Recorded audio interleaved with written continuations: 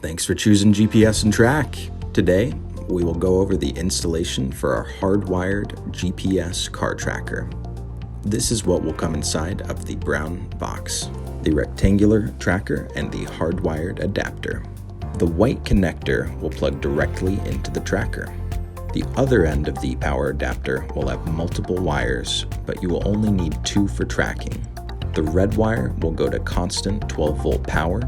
You may optionally use your own fuse adapter, not included in our package, to connect the wires as shown here. And the black wire will go to a ground.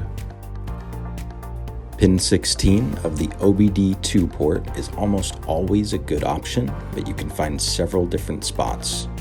Use a voltage meter to confirm proper voltage to the device. Make sure that the red wire is getting a constant 12-volt power source even when the vehicle is turned off. When properly connected to power, the blue and green LED lights will come on the device and start flashing. Once they have a good signal connection, they will turn solid. Mount the tracker in the dashboard as high up as possible with the label side facing up. Tuck the rest of the wires away and replace the dashboard panel if needed. It can take up to 15 minutes for the device to power on.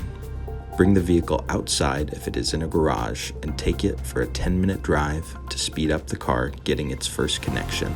If you have questions about this device or its installation, please call our tech support team at 800-578-1809, option 2 for support. Thank you for choosing GPS and Track.